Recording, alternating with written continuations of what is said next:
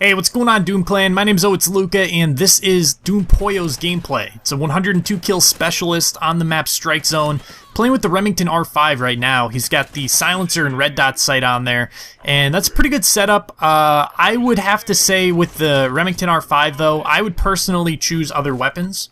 And that's not to say that this is a bad gun, or if you like it, you shouldn't enjoy it. But for me, I've always found that the Honey Badger, the SC-2010, and thinking of another one, the AK-12.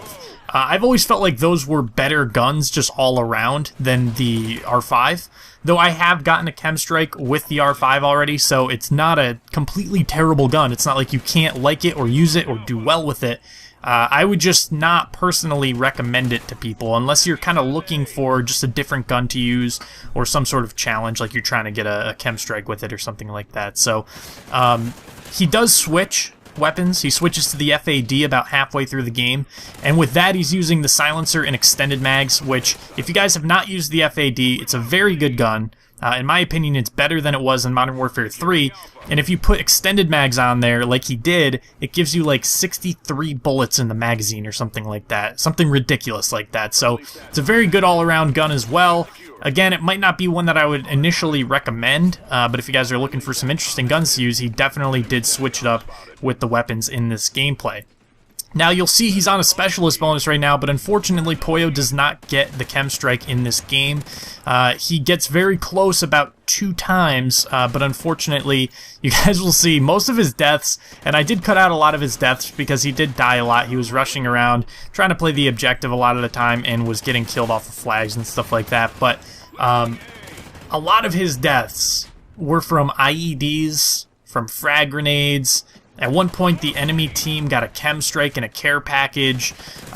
Just things could not go right for him, and most of the reason why was explosives. This team loved explosives. I don't think I kept it in here, but at one point in the gameplay, he walked through like a minefield of IEDs. There was just explosions going off everywhere because his team was just tossing them all over the place. So these guys were not very good players, but they definitely set up a pretty big challenge for him to try and get a gameplay like this. Unfortunately, he was able to finish it. Now, one thing that I will note about the gameplay is his team does lose by like 20 points, and it's kind of unfortunate, but honestly, in watching this full gameplay, he did pretty much everything that he could to get on flags, to protect flags, and it was just kind of tough. Like I said, the way the enemy team was playing, they were kind of posting up a lot. They were putting down IEDs. They were throwing, multiple explosives at him. They were head glitching. I mean, anything they could do to keep him off of a flag, they were doing. And so it was kind of unfortunate that they did lose this game. But I can't put blame on Pollo. He did definitely try and play the objective. He did get 4 captures and a bunch of defense. So, I don't know what else to say beyond that. If you guys are upset that he did lose the game, I wouldn't be. I mean, losses happen even when people are playing well. It's just kind of the nature of the beast, especially when you're playing solo. You can't determine the outcome of the game by yourself.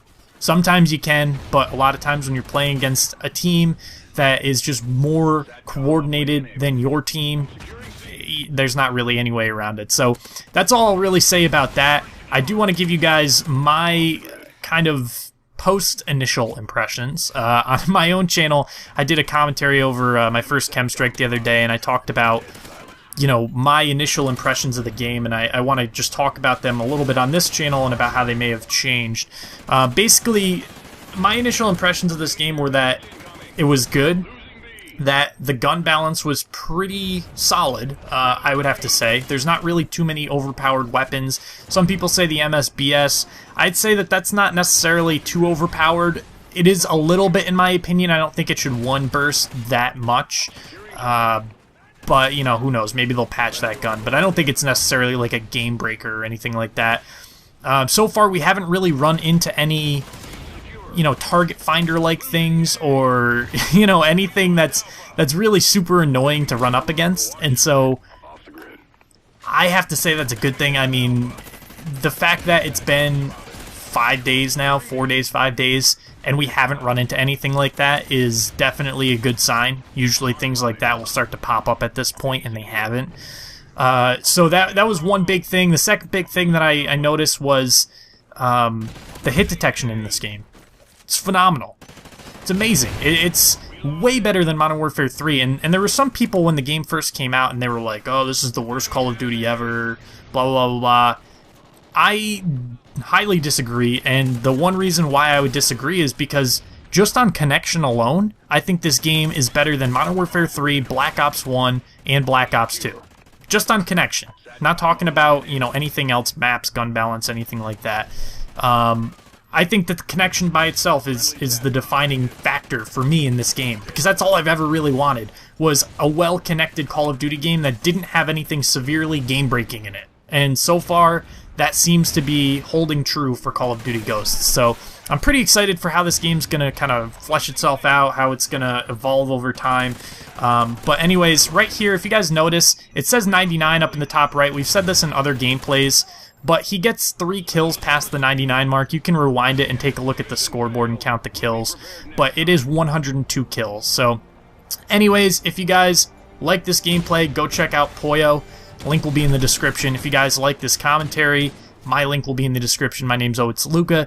Thank you guys for watching this video, and subscribe if you guys are new.